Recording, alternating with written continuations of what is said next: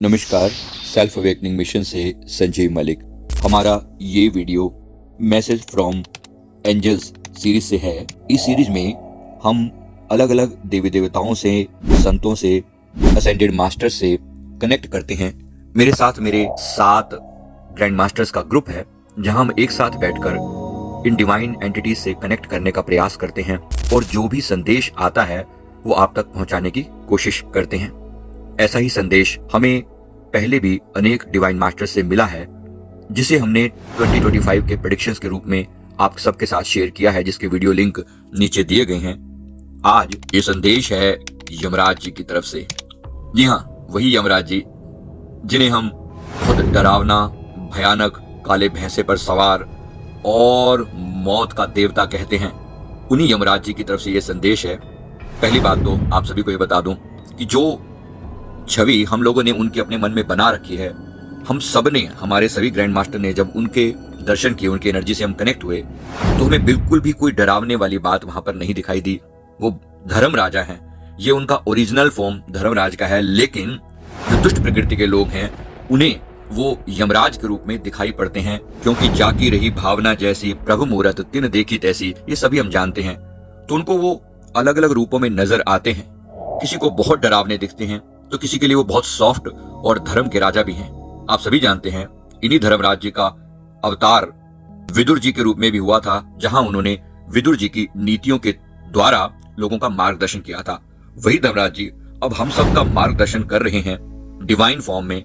उनके मैसेज जो 2025 के लिए उतरे हैं वो मैं आप सबके साथ शेयर कर रहा हूं। जैसे कि मैंने अपने पिछले प्रेडिक्शन में आप सभी को साथ शेयर किया है कि 2025 के मार्च से कुछ ऐसा राशियों का परिवर्तन होने वाला है, जिसके द्वारा बहुत बड़ा चेंज दुनिया के अंदर दिखाई पड़ेगा। इस दौरान बहुत सारी नेचुरल कैलेमिटीज अर्थात भूकंप, आगजनी, बाढ़ इत्यादि बहुत ज्यादा होने वाले हैं। इसके साथ साथ मैन मेड कैलेमिटीज अर्थात गृह युद्ध, लड़ाइयां, देशों की, विचारों की, धर्मों की, ये सब बहुत ज्यादा देखने को मिलेगा। अभी भी ये सब चीजें बहुत ज्यादा घटित हो रही हैं। तो जब इतने सारे लोग मारे जाएंगे, तो धर्मराज जी का हमसे ये सवाल है, आप सबका क्या कर्तव्य है कि आपको याद है, धर्मराज मृत्यु के देवता हैं, याद दिलाते हैं कि मृत्यु सबकी होनी है। और जब ऐसी विकट परिस्थितियां आएंगी जहां हजारों लाखों की संख्या में लोग मरेंगे, तो आपका क्या कर्तव्य है, आपको क्या करना चाहिए? सबसे पहले तो अपनी आत्मा को जानने का प्रयास करें, जो अजर है, अमर है। जब ये शरीर मरता है, तो जो नहीं मरता, अपने भीतर उस तत्व को पहचानने का प्रयास शुरू करें। 2025 में जहां नेचुरल डिजास्टर्स इतने ज्यादा होंगे, वहां आध्यात्मिकता का भी एक नया सूर्य उदय होगा। अर्थात जितना आसानी से लोग आध्यात्मिकता की ऊंचाइयों को पा सकेंगे, उतना पहले कभी नहीं हुआ होगा। एक बिल्कुल अलग ही माहौल बनने जा रहा है। तो प्रयास करें। इससे पहले भी आपकी कई बार मृत्यु हुई है, इससे पहले भी कई बार ये शरीर मरा है, लेकिन इस बार कुछ ऐसा करें कि मृत्यु घटित ही ना हो। शरीर अपने समय के हिसाब से जाएगा, लेकिन उसे जान लेना जो कभी नहीं जा सकता। और जब तक जीवन है, सत्य धर्म का पालन करें। जब चारों तरफ हाहाकार मची हो, तो वो समय हो दूसरों की सेवा करने का, दूसरों के दुख दूर करने का। तो घर में बैठे मत रहना, धर्म योद्धा बनकर दूसरों की सेवा करना, जन कल्याण करना, जितना हो सके लोगों की सहायता करना। जिसके पास साधन होते हुए भी वो दूसरों की सेवा नहीं करता, वह मनुष्य योनि में होकर भी पिशाच जैसा है।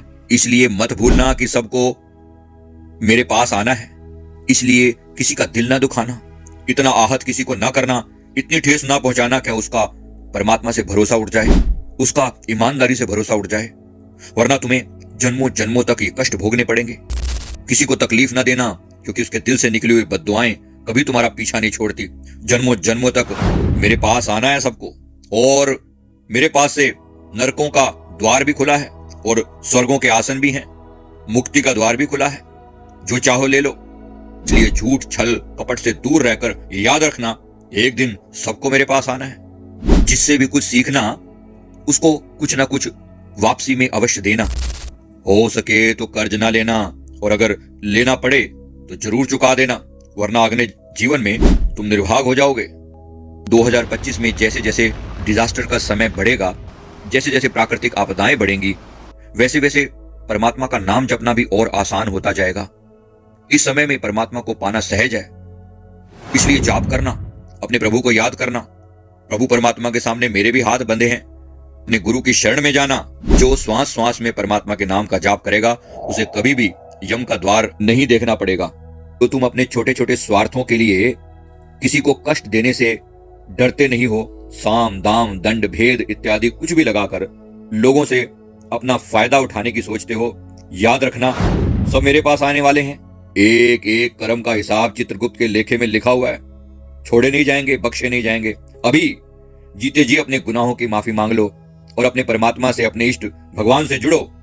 अगर तुम गुरु की शरण में हो तो कोई तुम्हारा बाल नहीं बांका कर पाएगा, तुम्हें कभी मेरे द्वार नहीं आना होगा। इसलिए अपने गुरु के प्रति आस्था, प्रेम, भक्ति बनाना, परमात्मा के प्रति जुड़ना और ईमानदारी का रास्ता अपनाना, खुद भी तरक्की करना और दूसरों की तरक्की में भी सहायता करना। तो इंसान अपनी इंसानियत निभाता है और जन कल्याण में सहायता करता है, उसके आगे मैं भी नतमस्तक हो जाता हूं। धर्मराज हूं मैं। धर्म के मार्ग पर चलोगे तो मेरा धर्म वाला रूप देखोगे और अधर्म को अपनाओगे तो मेरा विकराल रूप देखना पड़ेगा। बहुत भयानक है वो रूप। इसलिए लोगों को माफ करना सीखो, अटको मत। छोटी छोटी बातों को लेकर मन में बदले की भावना पैदा मत करो, क्योंकि जो बदले की भावना पैदा करके रहता है उसे अगले जन्म में फिर से उसी व्यक्ति के साथ दुश्मनी वाला व्यवहार लेकर भी जन्म लेना पड़ता है। और ऐसा अनेक जन्मों से हो रहा है। अब ये मौका मिला है खुद को बचाने का। बचा लो अपने आप को। अपनी आत्मा के कल्याण का जो अवसर एक मनुष्य को मिलता है वो पशुओं को नहीं मिलता। अगर नहीं चाहते कि तुम्हें पशु योनि में धकेला जाए तो अपने आप को अच्छे इंसान बनाकर संसार के सभी कर्तव्य निभाओ और अपनी आत्मा को जानने का प्रयास करो और जन्म मरण के इस चक्कर से मुक्त हो जाओ। फिर मैं भी तुम्हें नमस्कार करूंगा। अपनी मर्यादाएं मत भूलो। भगवान श्री रामचंद्र जी ने भी अपनी मर्यादाएं कभी नहीं तोड़ी, तुम भी नहीं तोड़ना। मर्यादा में रहोगे, सदैव सुखी रहोगे। पराई स्त्रियों पर बुरी नजर मत डालो, वरना आंखें फोड़ दी जाएंगी। मेरे पास आना है, सबको भूलना नहीं। एक एक पाप का हिसाब लूंगा। जो तुम अंदर से दूसरों से छिपकर भी अपराध करते हो वो भी मुझसे छुपे नहीं है। सबको मेरे पास आना है और सबको हिसाब देना है।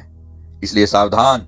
धरती छोड़ने से पहले और मेरे पास आने से पहले पहले अपनी धरती पर आने का कर्तव्य पूरा कर लो। अपने आप को, अपने आत्मा को जानने का प्रयास करो, दूसरों की सहायता करो और जितना हो सके परमात्मा के नाम का जाप करके जन्म मरण के बंधन से मुक्त हो जाओ। तो अब तक के तुम्हारे सारे प्रयास सफल गिने जाएंगे। परमात्मा की कृपा तुम पर उतरेगी और मैं भी तुम्हारे आगे नतमस्तक रहूंगा। धन्यवाद। तो दोस्तों, ये संदेश जो उन्होंने हमें दिया मैंने आप तक पहुंचाने का पूरा प्रयास किया है।